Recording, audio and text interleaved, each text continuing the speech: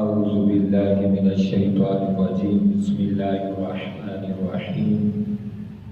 رب اجعلنی مقیم الصلاة ومن ذریتی صدق اللہ العظیم اللہم صلی علی سیدنا و مولانا محمد وعلی آلہ واصحابہ وبارک وسلم۔ اللہ رب العالمین نے جناب حضرت ابراہیم علیہ السلام کا ایک قول نقل فرمایا قرآن مجید فرقان حمید میں، جس میں پیغمبر خدا نے ایک دعا کی کہ اللہ مجھے نمازی بنا اور میری نسل اولاد کو نمازی بنا، ربنا وتقبل دعا، اور اللہ یہ ہماری دعا کو قبول فرما۔ تو نماز کی اہمیت پر بات کرنا چاہتا ہوں، نماز کی کس قدر اہمیت ہے، کیا فضیلت ہے،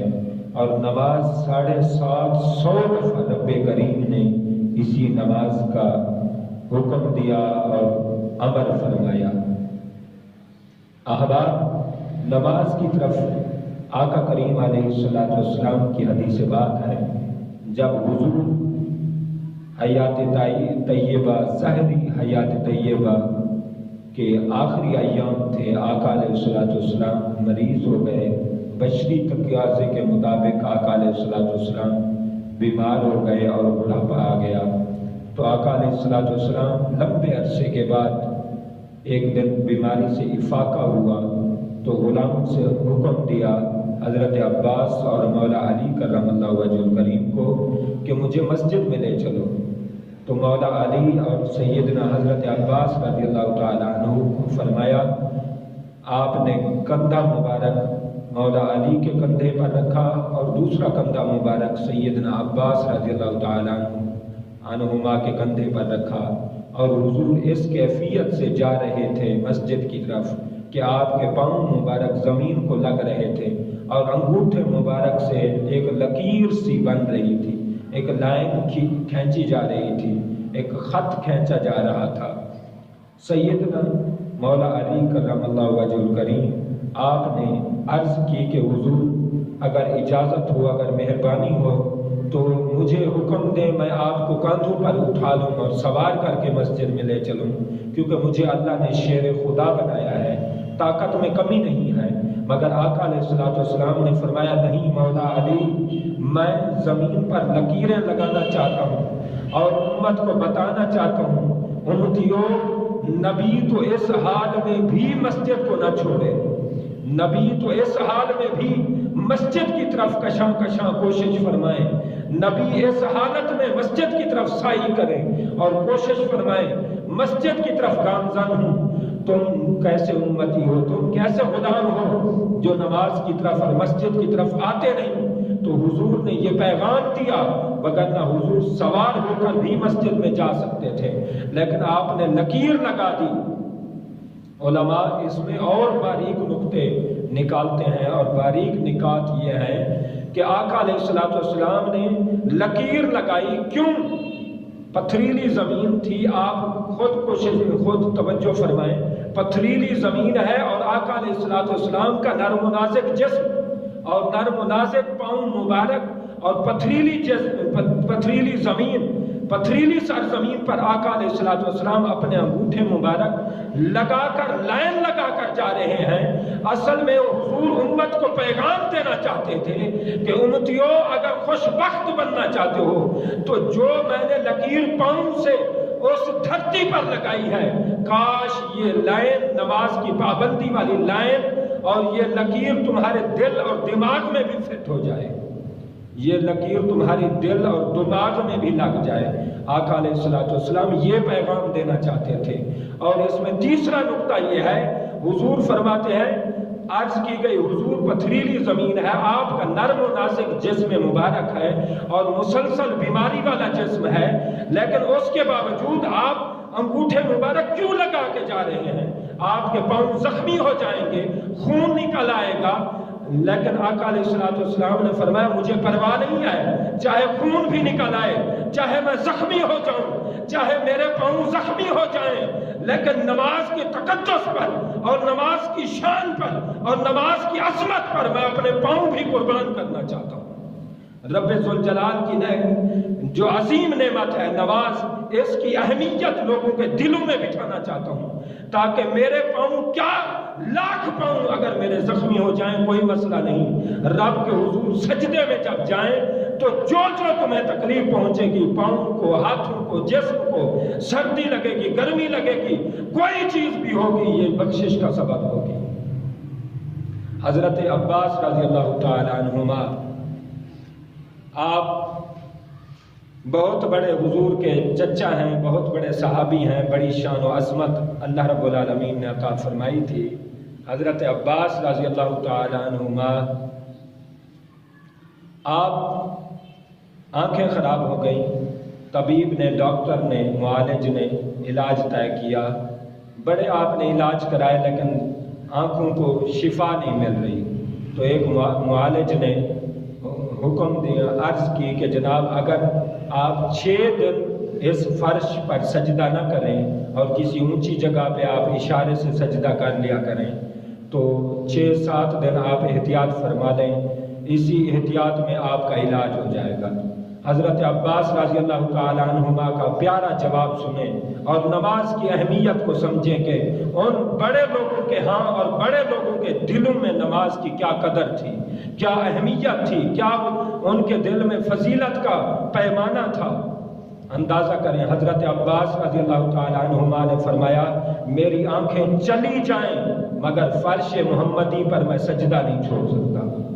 میری نماز میں آنکھیں بھی چلی جائیں میں اپنی آنکھوں کو بھی قربان کرنا چاہتا ہوں نماز کے تقدس پر۔ اور اسی طرح جناب امام حسین علیہ السلام، آپ نے تپتی ریت پر اور گرم دھوپ میں اور یزیدیوں کی فوج میں آپ نے سجدہ کر کے امت کو پیغام دیا، میرے نانے کی امت تم اسی بات پر غور کرو کہ حسین تپتی ریت پر سجدہ نہ چھوڑے۔ حسین تپتی ریت پر بھی بتانا چاہتا ہے کہ میرے جیسے لاکھ عظمت میری اپنی جگہ، فضیلت اپنی جگہ، لیکن میرے جیسے لاکھ حسین اگر نماز کے تقدس پر قربان ہو جائیں تو فکر نہیں ہے، میرے جیسے لاکھ حسین بھی قربان ہو جائیں اور اللہ کی نماز کے لیے وقف ہو جائیں تو کوئی پرواہ نہیں ہے۔ یہ دیکھیں نماز کی کتنی اہمیت ہے، لوگوں کے ہاں نماز کی کس قدر فضیلت ہے۔ علماء کرام، ہمارے صلحاء اولیاء کرام، علماء کرام کی آج بھی تاریخ ہے کہ جو عمرہ کے لیے، حج کے لیے ہمارے علماء تشریف لے جاتے ہیں تو یہاں سے فلائٹ پہ جب بیٹھتے ہیں اور جب وہاں سے فلائٹ پہ بیٹھتے ہیں تو آمد اور رفت دونوں جگہ یہ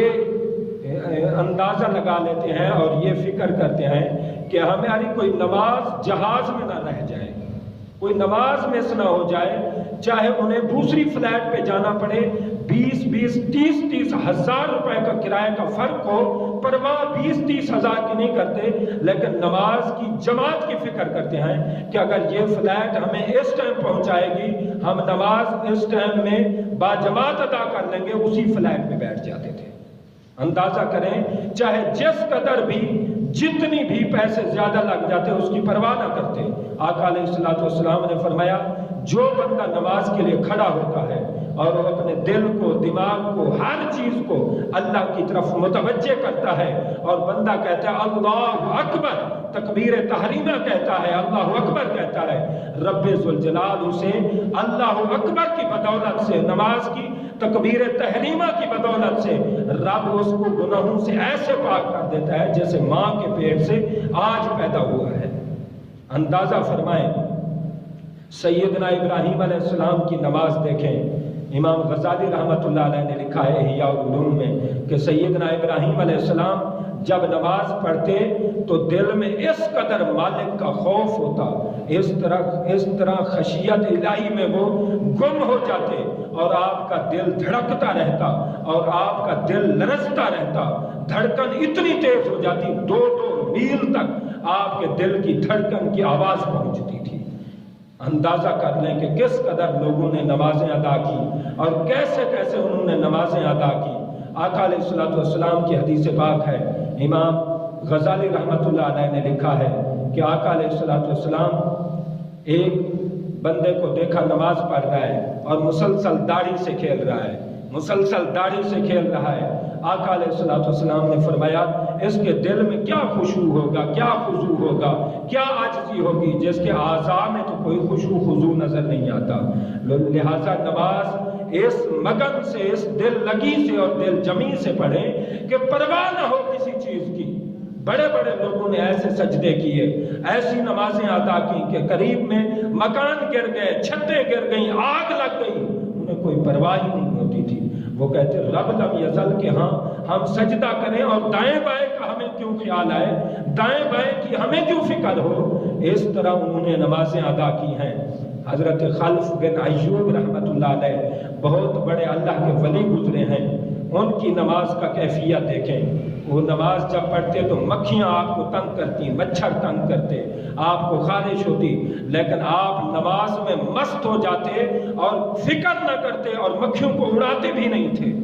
کسی نے پوچھا جناب اس کی وجہ کیا ہے کہ آپ مکھیوں کو نہیں اڑاتے، آپ کو وہ تنگ نہیں کرتی ہیں، آپ کو کاٹتی نہیں ہیں، مچھر کاٹتے نہیں ہیں؟ آپ نے فرمایا کوئی پتہ نہیں ہے، میں جب مالک کے حضور کھڑا ہوتا ہوں اور نماز کی کیفیت میں، نماز کی لطف میں، نماز کی لذت میں اور خدا کی بارگاہ کی لذت میں جب گم ہو جاتا ہوں تو کھو جاتا ہوں، مجھے کوئی فکر نہیں ہوتی کہ میرے ساتھ کیا ہو رہا ہے۔ وہ کہتے ہیں کہ ایک بادشاہوں کا ایک طریقہ ہے، بادشاہ اس دور میں بادشاہ کسی کو کوڑے مارتے تھے تو وہ نیچے کوڑے بادشاہوں کے کھا کر بھی ادھر ادھر نہیں ہلتے تھے اور اپنی جگہ سے حرکت نہیں کرتے تھے، اور ان کو شاباش ملتی کہ یہ بڑا صابر ہے، یہ بادشاہ کے کوڑے کھا کر بھی اس نے اپنے آپ کو حرکت نہیں دی، ادھر ادھر وہ ہلا نہیں ہے۔ تو آپ فرماتے یار کوئی بادشاہ کے کوڑے کھائے اور ادھر ادھر حرکت نہ کرے، صبر کا دامن رکھے اور بادشاہوں سے صرف شاباش لینے کے لیے، بادشاہوں سے انعام لینے کے لیے وہ صبر کرے دنیا داری کے لیے، ہم کیوں نہ صبر کریں جنت کی تیاری کے لیے، ہم اللہ کی یاری کے لیے کیوں نہ صبر کریں۔ آپ فرماتے ہیں ہم جب نماز پڑھتے ہیں تو گم ہو جاتے ہیں اور کھو جاتے ہیں، اپنی عزت عظمت، اپنی ہستی وجود ہر چیز کو فنا کر دیتے ہیں۔ مالک کے حضور جب کھڑے ہوتے ہیں ہمیں کوئی فکر نہیں ہوتی۔ پیارے دوستو، یہ نماز اور یہ نماز کی پابندی اللہ رب العالمین سے دعا ہے کہ مالک و مولا رب لم یزل ہمیں نماز کی پابندی اور نماز کی وہ چاشنی اور کیفیت عطا فرمائے۔ آمین ثم آمین۔